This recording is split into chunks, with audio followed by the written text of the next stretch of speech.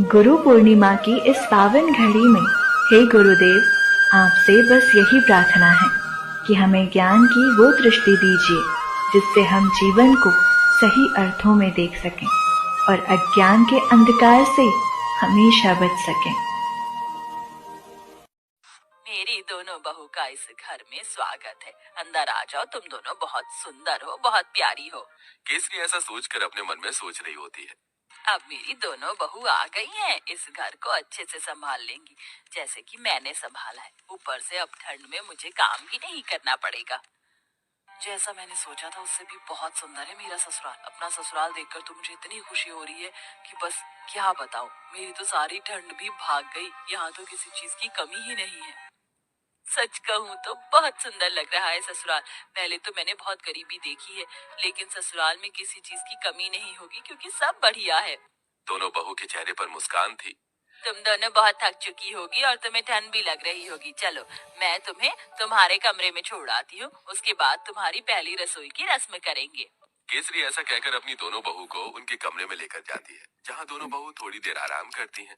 कुछ ही देर में केसरी उनके पास आती है और उन्हें पहली रसोई की रस्म के लिए बुलाती है। तुम दोनों ने आराम तो कर ही लिया होगा, चलो पहली रसोई की रस्म भी कर लेते हैं। केसरी ऐसा कहने के बाद दोनों बहू को ठंड में रसोई में छोड़कर बाहर चली जाती है। थोड़ी ही देर में फिर से वो दोबारा आती है। मुझे माफ कर देना, मैं तो तुम्हें सामान निकाल कर देना ही भूल गई। अभी देती हूँ।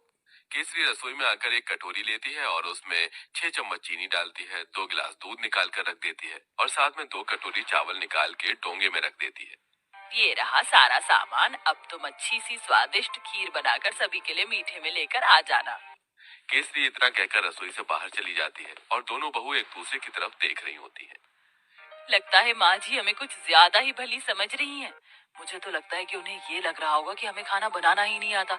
चलो कोई बात नहीं, हम अपने हिसाब से बना लेते हैं। ज्यादा बनाएंगे ताकि रात को खाने को मिल जाए। खाने के बाद कुछ मीठा अच्छा लगता है। इस तरह आराध्या और राधिका दूध चीनी चावल निकाल कर ज्यादा सी खीर बना लेती हैं, जिसके बाद वो खीर परोसकर घर में सभी को देती हैं।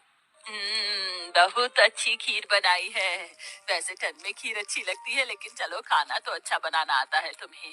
कितनी अच्छी बात है, मेरी बहू तो बिल्कुल मेरे जैसी आई है, थोड़े सामान में ही अच्छा खाना बनाना। केसरी ये सोचकर बहुत खुश हो रही होती है।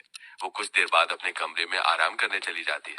अब दोपहर का खाना बनाने की बारी आती है, तो दोनों बहू ठंड में रसोई में आती है। कुछ ही देर में केसरी भी रसोई में आती है।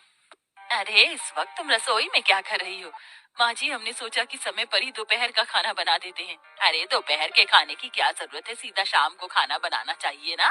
वैसे भी ठंड में इतनी भूख कहाँ लगती है। और इस पतीले में क्या रखा है? केसरी तब पतीले को देखती है तो उसके अंदर खीर होती है।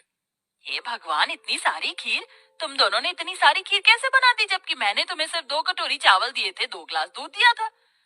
अरे माँ जी, हमने ज्यादा इसलिए बना ली थी ताकि हम रात तक आराम से खीर खाते रहें। हे भगवान, तुम्हारा पेट है कि कुआं? आज के बाद ऐसा बिल्कुल नहीं होना चाहिए। जितना मैं सामान दूंगी उतना ही बनेगा। ठंड में इतना खाना कोई नहीं खाता। लेकिन माँ जी, लेकिन वेकिन कुछ नहीं। इस घर को चलाना है या घर की बर्बादी करनी है? आज से ही अपने कान में आटा लगा लो, फिर ये गलती नहीं होनी चाहिए। राम राम राम, इतनी सारी खीर देखकर कहीं आज मुझे हार्ट अटैक ही ना आ जाए। ऐसा बोलते बोलते केसरी अपने कमरे में चली जाती है और दोनों बहू ठंड में कांपते हुए एक दूसरे को देखती रह जाती हैं। फिर आती है रात को खाना बनाने की बारी। तो रात को जब खाना बनाने दोनों बहू ठंड से कांपते हुए रसोई में जाती हैं, उनसे पहले वहां केसरी मौजूद होती है। उसने पहले ही सब कुछ गिनती करके निकाला होता है। देखो बहू, ये 1 बैंगन है, 4 आलू हैं, साथ में मैंने आटा निकाल कर रख दिया है। इस आटे में से केवल 10 रोटी बननी चाहिए। 2 मेरी, 4 तुम दोनों की और 4 दोनों मेरे बेटों की। ऐसा कहकर केसरी रसोई में चली जाती है। इस तरह दोनों ही बहू कंजूस सास से बहुत ज्यादा परेशान हो जाती हैं। रोटी बनाते बनाते आखिरी में 10 रोटी के बाद एक लोई रह जाती है। दोनों बहू वो भी बना देती हैं। तो इस बात पर भी केसरी उन्हें खूब सारी बातें सुना रही होती है।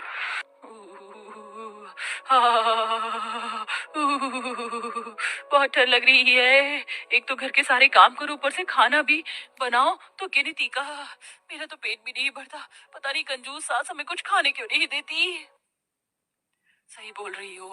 ऊपर से रसोई में काम करते हुए ठंड लगती है। हमारी सास हमें एक हीटर भी नहीं ला कर दे सकती। वैसे मुझे बहुत जोरों से भूख लगी है। 2 रोटी में मेरा क्या होगा? एक आखिरी में 10 रोटी के बाद एक लोई रह जाती है, दोनों बहू वो भी बना देती हैं। तो इस बात पर भी केसरी उन्हें खूब सारी बातें सुना रही होती है।